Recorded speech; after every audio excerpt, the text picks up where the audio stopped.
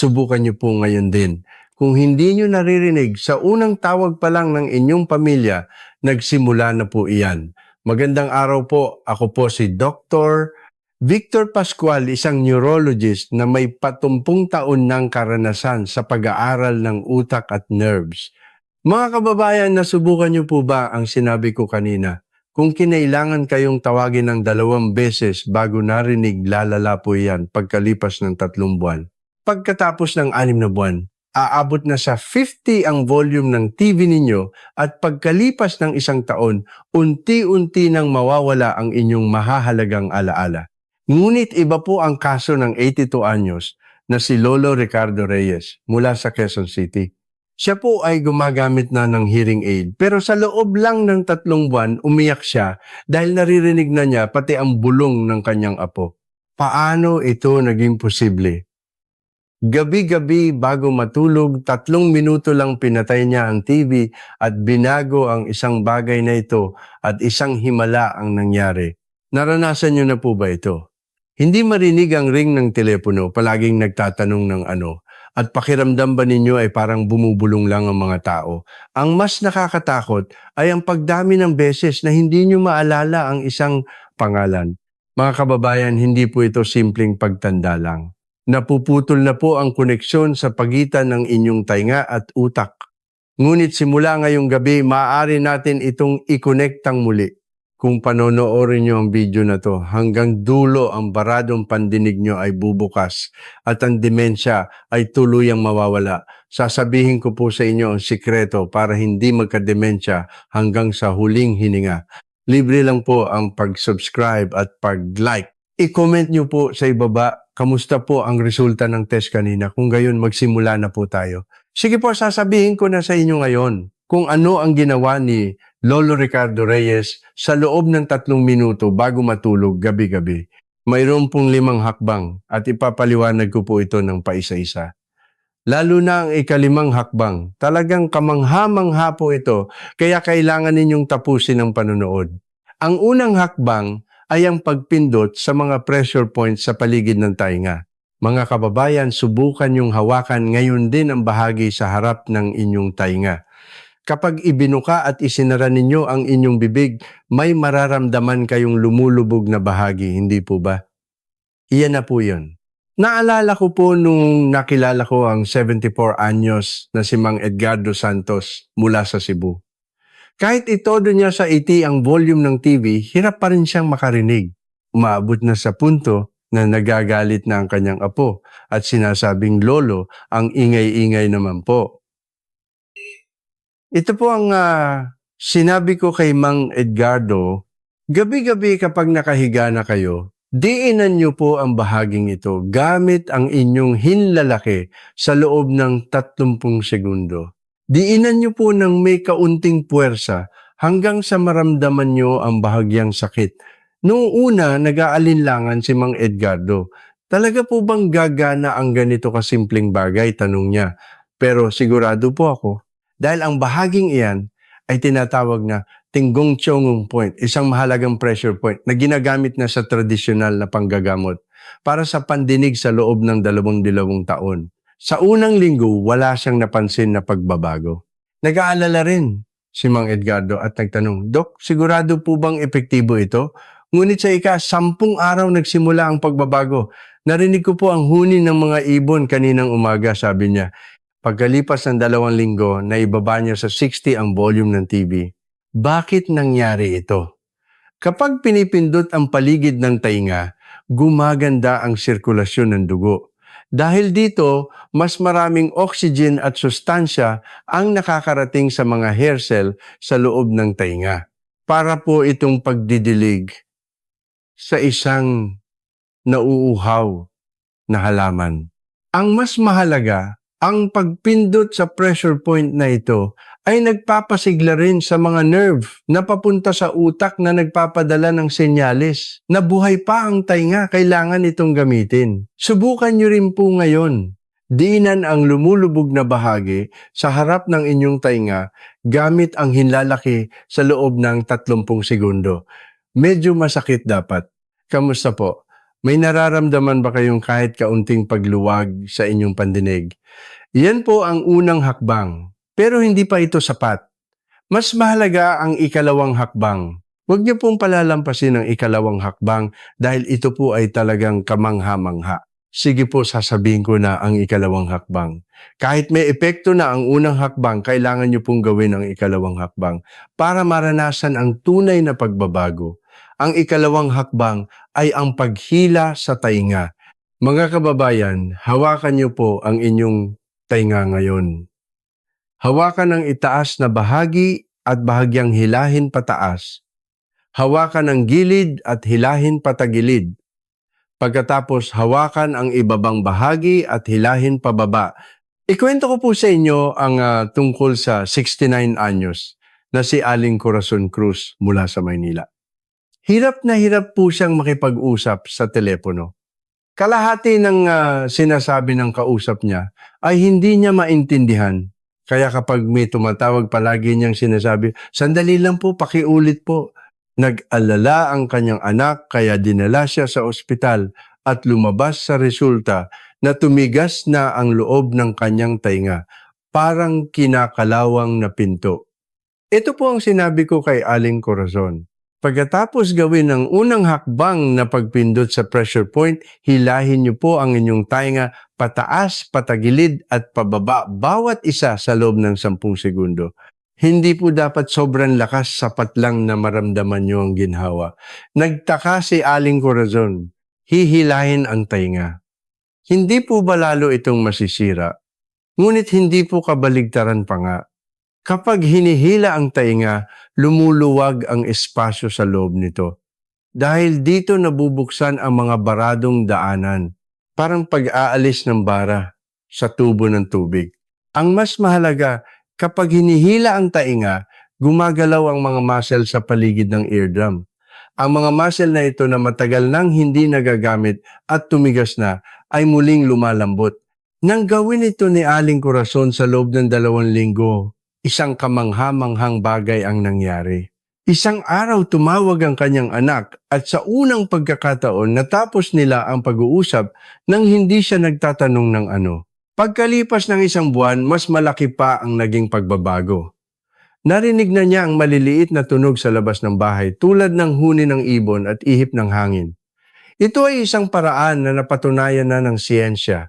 Ayon sa mga medical journal, ang paghila sa tainga ay epektibo rin para sa mga impeksyon sa tainga at pagbabara. Subukan niyo rin po ngayon. Pagkatapos ng unang hakbang, hilahin ang itaas na bahagi ng tainga pataas sa loob ng 10 segundo, ang gilid patagilid sa loob ng 10 segundo at ang ibaba pababa sa loob ng 10 segundo. Nakakaramdam ba kayo ng ginhawa? Parang mas lumuwag ang inyong pandinig, hindi ba? Yan po ang ikalawang hakbang. Pero hindi pa po tayo tapos. Simula sa ikatlong hakbang, magsisimula na po ang tunay na brain training.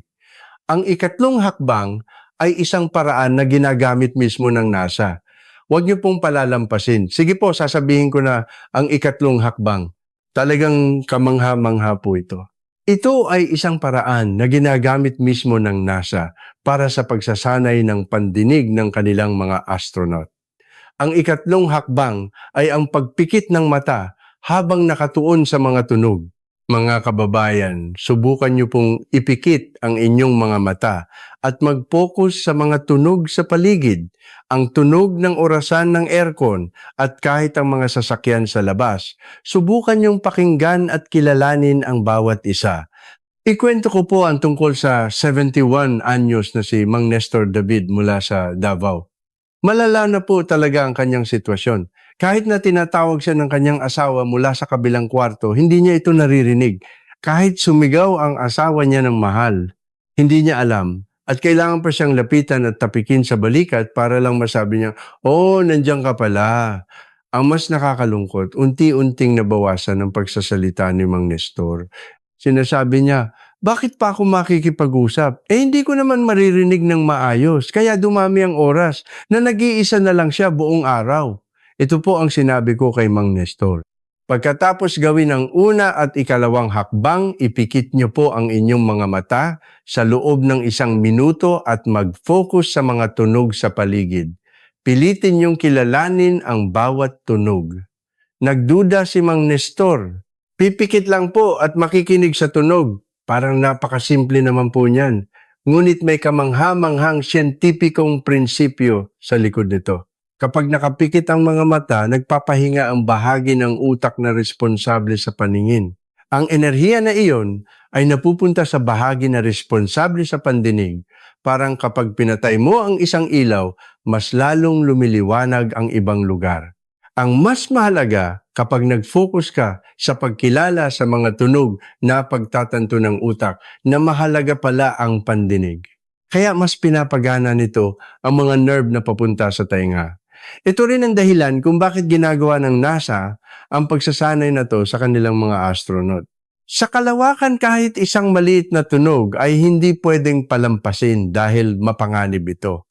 Nang gawin ito ni Mang Nestor sa loob ng 3 linggo, isang himala ang nangyari. Isang umaga, tinawag siya ng kanyang asawa mula sa kusina. Mahal, kain na tayo ng almusal. At sa unang pagkakataon, narinig niya ito sa unang tawag. Nagulat ang kanyang asawa at nagtanong, "Talaga bang narinig mo?" Sumagot si Mang Nestor, "Oo, narinig ko. Ang ganda pala ng boses mo." Sa sandaling iyon, pareho silang napaiyak. Pagkalipas ng 2 buwan, mas malaki pa ang naging pagbabago. Narinig na niya at nakilala ang tawanan ng mga bata at huni ng mga ibon sa labas ng bahay. Subukan niyo rin po ngayon. Pagkatapos ng una at ikalawang hakbang, ipikit ang inyong mga mata sa loob ng 1 minuto at mag-focus sa mga tunog sa paligid. Ilang magkakaibang tunog ang inyong narinig? I-comment niyo po sa ibaba. Ilang tunog ang inyong nakilala? Maaari rin kayong magbago. Tulad ni Mang Nestor. Iyan po ang 2 hakbang. Ngunit mas kamangha-mangha pa ang 4 na hakbang. Ito ay isang paraan na ikinagulat mismo ng mga neuroscientists. Huwag niyo pong palalampasin. Sige po, sasabihin ko na ang 4 na hakbang. Talagang kamangha-mangha po ito. Ito ay isang paraan na ikinagulat ng mga neuroscientists sa Harvard Medical School. At napatanong sila, posible ba talaga ito? Ang 4 na hakbang ay ang panggagaya sa bulong. Mga kababayan, subukan niyo pong sabihin ang A-E-I-O-U. Sa napakahinang boses, sobrang hina, mas mahina pa sa ihip ng hangin. Ikwento ko po ang tungkol sa 76 anyos na si Lolo Mateo Garcia mula sa Iloilo. Nasa desperadong sitwasyon na po siya. Kahit nakasuot ng hearing aid, hindi niya marinig ang sinasabi ng kanyang apo na, "Lolo, mahal po kita." Kahit nalakihan pa ng apo niya ang pagbuka ng bibig, hindi niya pa rin maintindihan. Unti-unti nang sumuko ang apo niya sa pakikipag-usap sa kanya. Hindi niyo maisip kung gaano kalungkot si Lolo Mateo nang makita niya iyon. Ito po ang sinabi ko sa kanya. Pagkatapos gawin ang una, ikalawa at 3 hakbang, subukan niyong gayahin ang A-E-I-O-U sa napakahinang boses 10 beses bawat isa. Sobrang hina na. Kayo lang ang nakakarinig. Umiling si Lolo Mateo. "Dok, hindi ko nga marinig ang malakas na boses. Paano ko maririnig ang mahinang boses?" Walang sense yan. Ngunit dito po nakatago ang kamangha-manghang siyentipikong sikreto. Kapag sinusubukan mong gumawa ng isang mahinang tunog, mas nagfo-focus ang utak mo para hindi ito makalampas. Kaya nagiging mas sensitibo ang inyong auditory nerves. Parang sa dilim, mas tumatalas ang ating paningin. Ang mas mahalaga, ang sarili mong boses ay naririnig din sa pamamagitan ng iyong mga buto. Ito ay tinatawag na bone conduction. At ang tunog na dumadaloy sa daanang ito ay nagpapasigla at nagpapagaling sa nasirang tainga. Sa isang eksperimento sa Harvard Medical School, natuklasan na ang grupo na nagsagawa ng pagsasanay sa pagbulong ay 3 beses na mas mabilis na bumalik ang pandinig kaysa sa grupo na hindi. Nang gawin ito ni Lolo Mateo sa loob ng 1 buwan, isang hindi kapani-paniwalang bagay ang nangyari. Isang araw, tinawag siya ng kanyang apo ng mahina, "Lolo," at sa unang pagkakataon, narinig niya ito. Nagtanong si Lolo Mateo, "Anong sabi mo?" Nagulat ang apo at sumigaw. Narinig niyo po, Lolo. Narinig niyo po ang sinabi ko. Sa sandaling iyon, nagtipon ang buong pamilya at nag-iyakan. Ito ang unang pagkakataon sa loob ng 3 taon na nagkausap ang maglolo. Pagkalipas ng 2 buwan, may mas kamangha-mangha pang nangyari. Narinig na niya pati ang tunog ng music mula sa earphones ng kanyang apo. Subukan niyo rin po ngayon. Pagkatapos ng una, ikalawa at ikatlong hakbang, sabihin niyo po ang AEIOU ng 10 beses sa napakahinang boses. Sobrang hina na kayo lang ang nakakarinig. Kamusta po? Mas nag-focus kayo para marinig ito kumpara sa dati, hindi ba? Iyan po ang ika-4 na hakbang. Ngunit ang huling ika-5 hakbang ang pinakamahalaga. Kapag ginawa niyo po ito, isang tunay na himala ang mangyayari. Ang sikreto kung bakit narinig ni Lolo Ricardo Reyes pati ang bulong ng kanyang apo ay nasa ika-5 hakbang na ito. Huwag na huwag niyo pong palalampasin. Sa wakas narito na po ang ika-5 hakbang. Ito po ang tunay na sikreto kung bakit narinig ni Lolo Ricardo Reyes pati ang bulong ng kanyang apo. Ang ika-5 hakbang ay ang pagpapasalamat. Mga kababayan, pagkatapos gawin ang unang 4 na hakbang, sabihin niyo po sa inyong tainga, salamat. Sabihin niyo po ito ng buong puso. Ikwento ko po ang tungkol sa 79 anyos na si Lola Elena Ramos mula sa Batangas. Malala na po talaga ang kanyang sitwasyon. Kahit sumigaw ang kanyang anak ng nay, kailangan nating pumunta sa ospital, hindi niya ito marinig. Kaya lahat ng kanilang pag-uusap ay isinusulat. Sa tuwing nagsusulat ang kanyang anak sa papel para ipakita sa kanya labis ang hiya na nararamdaman ni Lola Elena. Pabigat na ako sa anak ko, sabi niya habang umiiyak. Itinuro ko po kay Lola Elena ang unang 4 na hakbang at sa huli ito ang sinabi ko. Pagkatapos gawin ang lahat ng hakbang, sabihin niyo po sa inyong tainga, maraming salamat sa habang buhay na paglilingkod. Ngayon magpagaling na tayo ulit. Noong una nagduda si Lola Elena at sinabi, kakausapin ko ang tainga ko. Ano pong klaseng kalokohan iyan? Ngunit may napakahalagang kahulugan ang huling hakbang na ito. Kapag nagpapasalamat ka, naglalabas ang utak ng isang mabuting hormone na tinatawag na serotonin. Ang hormone na ito ay may kakayahang pagalingin ang buong katawan, lalo na itong epektibo sa nerve regeneration. Ang mas mahalaga, habang kinakausap mo ang iyong tainga, naririnig mo ang sarili mong boses. Ito ang nagsisilbing huling pampasigla para sa tuluyang paggaling. Nang gawin ni Lola Elena ang 5 hakbang na ito gabi-gabi sa loob ng 2 buwan, isang tunay na himala ang nangyari. Isang umaga, sinabi ng kanyang anak mula sa kusina, "Naikain na po tayo ng almusal tulad ng dati." Ngunit sumagot si Lola Elena, "Sige anak, papunta na ako." Nagulat ang kanyang anak at nagtanong, "Nay, narinig niyo po ba talaga?" Sumagot si Lola Elena, "Oo, narinig ko." Ang ganda pala ng boses mo. Sa sandaling iyon, nagyakapan ng mag-ina at nag-iyakan. Yun po ang kanilang unang pag-uusap gamit ang boses sa loob ng 1 taon. Pagkalipas ng 3 buwan, narinig na niya ang lahat ng tunog sa labas tulad ng huni, ng ibon at ihip ng hangin. Ngayon, araw-araw na sila nag-uusap ng kanyang anak sa telepono at nakikipag-video call pa sa kanyang mga apo. Isang bagong buhay ang nagsimula para sa kanya. Sige po, para sa mga nanood, hanggang dito may ibibigay akong isang napakahalagang bonus tip. Ito po ay talagang espesyal. Kahit na itinuro ko na ang 5 hakbang, mayroon pa pong isang sikreto para palakasin ng 10 beses ang epekto ng mga parang ito. Ito po ay ang paggawa nito habang may isang lagok na tubig sa bibig. Mga kababayan, bago nyo gawin ang 5 hakbang, uminom po kayo ng isang lagok na tubig. Huwag nyo pong lulunukin, hayaan nyo lang sa loob ng inyong bibig. Nagtataka ba kayo kung bakit ang 68 anyos na si Aling Mila Fernandez mula sa Pampanga ay ang gumamit ng paraang ito? Ginawa niya ang 5 hakbang sa loob ng 2 linggo pero halos walang pagbabago. Kaya balak na niyang sumuko. Ngunit nang ituro ko sa kanya ang espesyal na paraang ito, Sa loob lang ng 3 araw, isang kamangha-manghang pagbabago ang nangyari. Kapag may tubig sa bibig, tumataas ang pressure sa loob nito. Dahil dito, napapasigla ang daanan na kumukonekta sa tainga na tinatawag na Eustachian tube. Kapag bumukas ang daanang ito, bumabalik sa normal ang pressure sa loob ng tainga. Ang mas mahalaga, ang vibration ng tubig ay umaabot sa tainga sa pamamagitan ng buto. Ito ay nagsisilbing parang masahe na nagpapalambot sa loob ng tainga. Nang gawin ni Aling Mila ang 5 hakbang habang may tubig sa bibig, sabi niya sa unang araw pa lang, parang may iba. Pagkalipas ng 3 araw sa unang pagkakataon sa loob ng 20 taon, narinig niya ang patak ng ulan. Pagkalipas ng 1 linggo, may mas kamangha-mangha pang nangyari. Narinig niya ang tawag ng kanyang apo mula sa kabilang kwarto lola.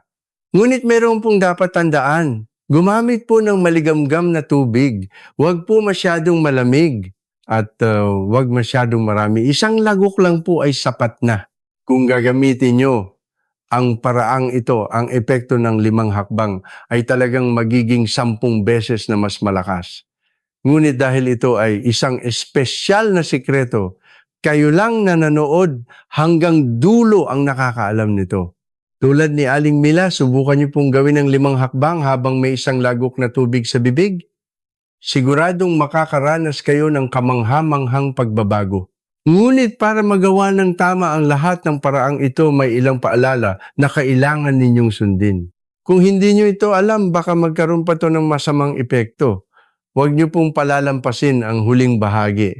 Sige po, bilang panghuli sasabihin ko ang 3 paalala na dapat ninyong tandaan. Una, huwag masyadong malakas. Kapag pinipindot ang pressure point o hinihila ang tainga, kung masakit na hinaan niyo po agad ang puwersa. Kapag pinilit, baka magdulot pa ito ng pamamaga. Ikalawa, gawin ito ng tuloy-tuloy. Walang mangyayari kung gagawin niyo lang ito ng 1 o 2 araw at susuko na. Kailangan ng hindi bababa sa 2 linggo para maramdaman ang pagbabago. Tandaan po, 3 minuto lang bago matulog gabi-gabi. Ikatlo, kung may pamamaga o sugat sa tainga, ipagamot muna ito. Ang mga paraang ito ay para pabutihin ang isang malusog na tainga. Kung may sakit, magpatingin muna sa doktor. Ibubuod ko po ang mga itinuro ko ngayon. Sina Lolo Ricardo Reyes, Mang Edgardo Santos, Aling Corazon, Cruz Mang Nestor, David Lolo Mateo Garcia, Lola Elena Ramos, at Aling Mila Fernandez. Lahat sila ay nagkaroon ng bagong buhay dahil sa 5 hakbang na ito. Mula sa unang hakbang na pagpindot sa pressure point hanggang sa ika-5 hakbang na pagpapasalamat at kasama ang espesyal na bonus tip na paggamit ng tubig. Lahat ng ito ay muling bubuhay sa inyong tainga at utak. Mga kababayan, huwag po kayong susuko kahit na tumatanda na. Kahit sa edad na 8-8, maaaring maging kasing talas ng 20 anyos ang inyong memorya. Ang baradong pandinig ay maaaring bumukas at ang pag-aalala sa demensya ay tuluyang mawawala. Simulan niyo po ito ngayong gabi. Kung maglalaan kayo ng 3 minuto lang bago matulog gabi-gabi, pagkalipas ng 1 buwan, magiging ibang-iba na ang inyong buhay. Muling magiging masaya ang pakikipag-usap sa pamilya at maririnig niyo ulit ang magagandang tunog tulad ng huni ng ibon at ihip ng hangin. At ang pinakamahalaga, magkakaroon kayo ng malusog na pagtanda nang walang pag-aalala sa demensya. Ibinabahagi ko po ang lahat ng kaalaman na aking pinag-aralan sa loob ng 40 taon para sa inyong malusog na pagtanda sa channel na Araw-Araw na Kalusugan. Kung kailangan nyo pa po ng ganitong impormasyon, pindutin lang po ang subscribe button at paki-share din po nito sa mga nakatatanda sa inyong paligid. I-comment nyo rin po, sisimulan nyo po bang gawin ang 5 hakbang na ito simula ngayon? Gusto ko pong malaman ang inyong pagbabago. Sama-sama po nating abutin ang isang malusog at masayang pagtanda.